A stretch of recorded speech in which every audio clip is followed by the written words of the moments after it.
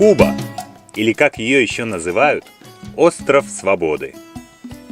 Сколько загадочного и неизведанного таит одно лишь упоминание об этом островном государстве, затерявшемся в водах Карибского моря и Атлантического океана. Первые ассоциации, которые приходят на ум при слове Куба, это социализм, бедность и отсутствие основных благ цивилизации.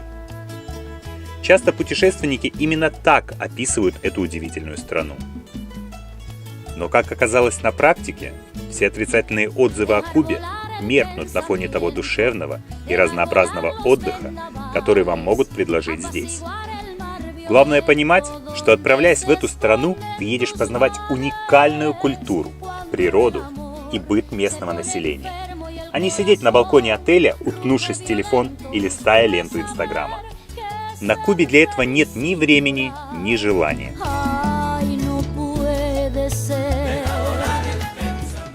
Знакомство с Кубой я начал с ее столицы – Гаваны.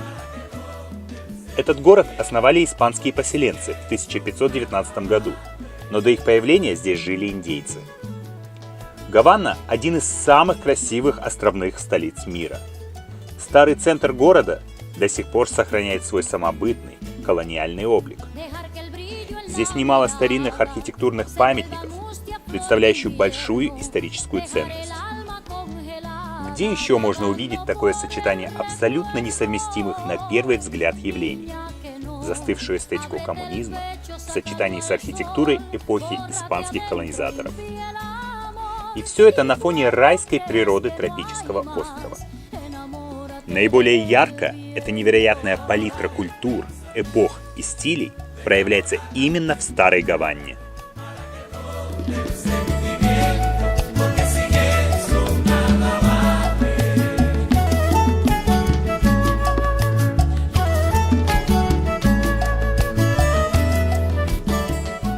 Несколько основных районов Гаваны соединяет самая длинная в мире набережная Малекон, передающая необыкновенный кубинский колорит. Здесь проходят праздники, карнавалы и танцы. Гуляют многочисленные туристы и жизнерадостные жители Гаваны. Салям алейкум, Туслан! Добро пожаловать на Кубу, остров свободы. И сейчас мы находимся около Капитолия, самого большого парламента в Латинской Америке. Одним из главных зданий Гаваны по праву можно назвать Капитолий. Он построен в начале 20 века, по аналогии с Вашингтонским Капитолием, в стиле Ренессанса. В центральном зале, под самым куполом здания, установлена величественная статуя республики. Она, кстати, входит в тройку самых крупных скульптур, когда-либо установленных в помещении.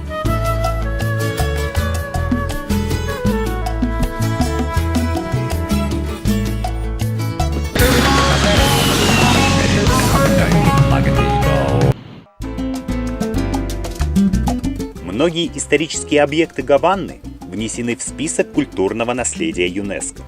Среди них следует особо выделить крепость Ля-Реаль-Фуэрса – замок королевской мощи. Она была построена в 1583 году в восточной гавани Гаваны и изначально предназначалась для защиты от нападений пиратов. Ля-Реаль-Фуэрса – старейшая каменная крепость во всей Америке. Кубинцы, вне зависимости от их достатка, умеют веселиться. Гавана – родина множества самых известных коктейлей в мире. Освежающий мохито, дайкири, Куба Либре – все эти коктейли сегодня можно заказать в любом баре мира. Но изобрели их именно на Кубе. Именно в Гаване находится один из 7 самых легендарных баров в мире. И называется он «Эль Флоридита». Именно в этом баре любил подтягивать свой дайкири сам Хемингуэй.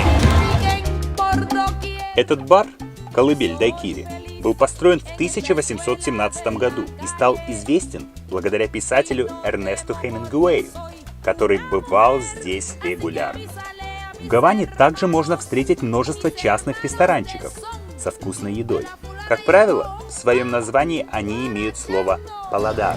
В завершении насыщенного дня, конечно же, стоит отметить великолепной кубинской кухни. В данном случае это лобстер, приготовленный по местному гаванскому рецепту, и фри из банана. Прогуливаясь по улицам Старой Гаваны, можно увидеть множество любопытных вещей. То мимо пронесется какой-нибудь допотопный советский автомобиль. Они, кстати, здесь на редкость хорошо сохранились.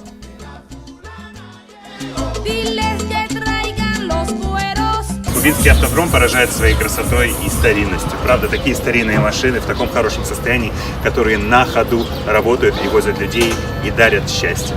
То придется стать свидетелем зажигательной сальсы, которую исполняют прямо на улице, возле старинных, потемневших от времени зданий.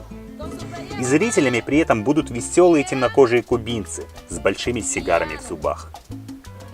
Одним словом, в Гаване нужно быть готовым постоянно удивляться и радоваться жизни. Несмотря на бедность населения, недоступность интернета и отсутствие супермаркетов, кубинцы очень спокойная нация. Они великолепно относятся к туристам, особенно из стран бывшего СССР. Туристу следует учесть, что в Гаване, как и во всех остальных частях Кубы, мобильный интернет отсутствует в принципе.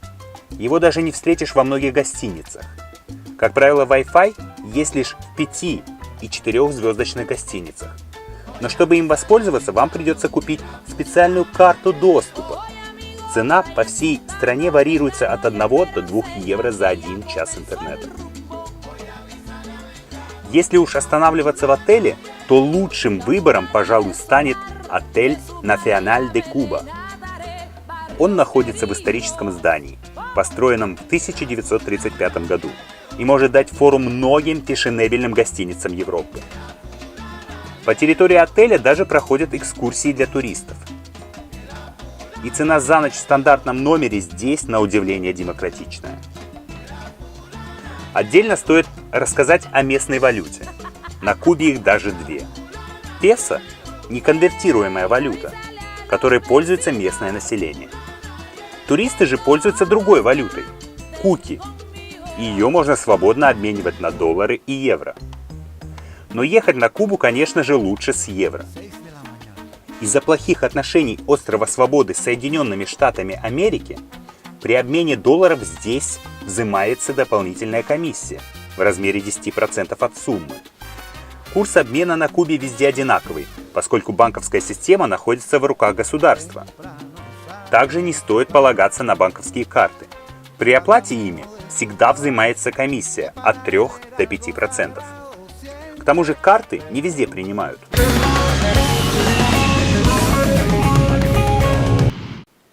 Вдоволь нагулявшись по прекрасной душевной Гаване, я отправился за новыми впечатлениями на знаменитый кубинский курорт Варадеро. Он расположен на полуострове Икакос, в 140 километрах к востоку от столицы страны. Четверть века назад ЮНЕСКО признала Варадеро одним из самых чистых пляжей в мире. Дорога сюда из Гаваны на автомобиле занимает около 2,5 часов. Но для тех, кто желает прилететь на Варадеро напрямую, недалеко от курорта имеется международный аэропорт. Популярность курорта с каждым годом возрастает. Вдоль Варадеро расположились самые роскошные отели известных гостиничных сетей с европейским уровнем сервиса. Прочитав сотни отзывов, я выбрал отель Мелия Варадеро. И честно признаюсь, был приятно удивлен. Система «Все включено». 14 ресторанов системы а-ля карт, 5 баров на территории гостиницы и на пляже, ухоженные номера, вечерние шоу в амфитеатре, обходительный персонал и непрекращающиеся спортивные мероприятия на берегу моря. Все это Мелия Варадеро.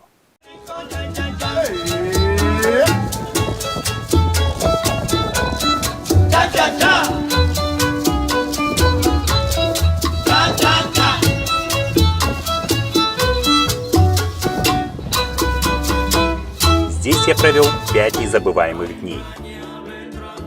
И каждый мой день начинался с вкуснейшего завтрака и чашечки ароматного кубинского кофе.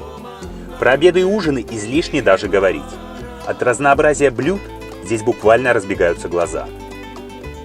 Но самое главное богатство этого места – удивительная природа. Красивые высокие пальмы, экзотические цветы, белый песок и, конечно же, Карибское море с его богатейшим подводным миром.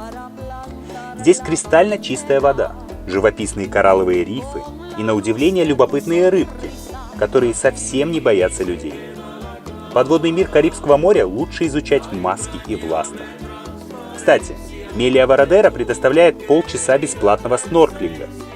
Море эмоций и красивых фото под водой вам обеспечены.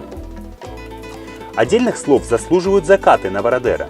Невозможно описать словами те эмоции, которые ты испытываешь, стоя на обрыве и наблюдая, как красное солнце тонет в водах Карибского моря, знаменуя окончание еще одного красивого дня.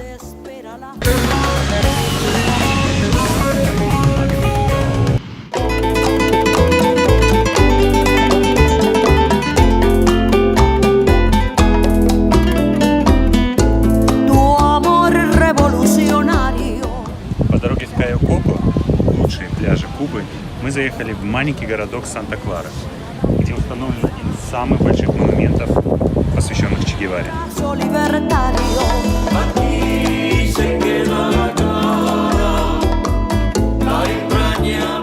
Друзья, ни для кого не секрет, что я не курю. Но мне всегда было интересно, как же производится табак, сигареты, в принципе, как и все, как любой любознательный человек.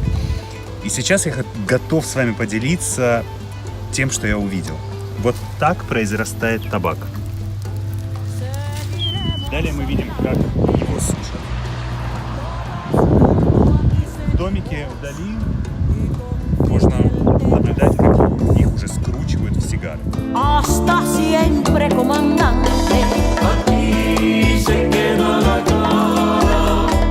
Большинство из нас любит сладкое, но не каждый знает, откуда берется сахар.